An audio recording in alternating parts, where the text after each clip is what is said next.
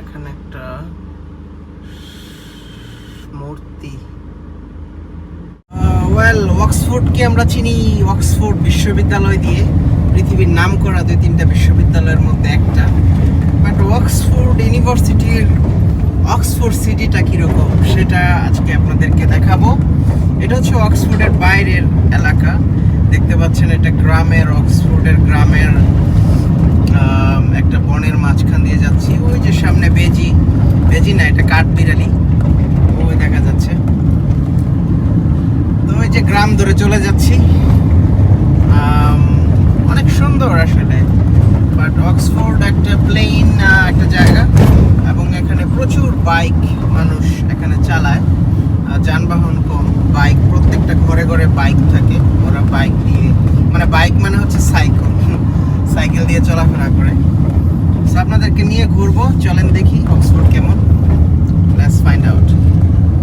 এখানে একটা post office, এখানে মানুষজন এসে চিঠি ড্রপ করে দিয়ে যায়।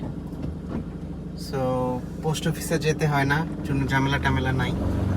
এই বাড়িগুলো অনেক ইন্টারেস্টিং লাগছে আমার কাছে। অন্যান্য বাড়ি থেকে এই বাড়িগুলো একটু ভিন্ন এবং অনেক পুরনো বটে। ওয়েল এটা হচ্ছে গম ক্ষেত। দেখেন যত ল্যান্ড দেখা যাচ্ছে এইগুলো কিন্তু সবই গম ক্ষেত, এখানে গম চাষ হয়। ওই দিন আপনাদেরকে দেখাইছি সালিসবুড়িতে গম চাষ, এখন এইটা দেখাচ্ছি। অনেক সুন্দর লাগে চাষাবাদ হইলে। এই যে দেখেন গম ক্ষেত, যত দূর চোখ যায় শুধু গম ক্ষেত। সামনের এই গম ক্ষেতগুলো গম পেকে গেছে, তো হয়তো বা খুব শীঘ্রই এগুলা কাটা হবে। এই পাশেও same.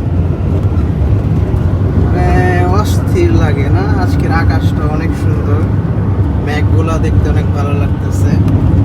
All together it's a very beautiful day. এই দেখুন একটা কাঠের স্ট্রাকচারের বাড়ি। এই বাড়িটা বানানো হচ্ছে কাঠের পিলার দিয়ে। তার মানে হচ্ছে বাড়িটার বয়স কমপক্ষে 200 বছর।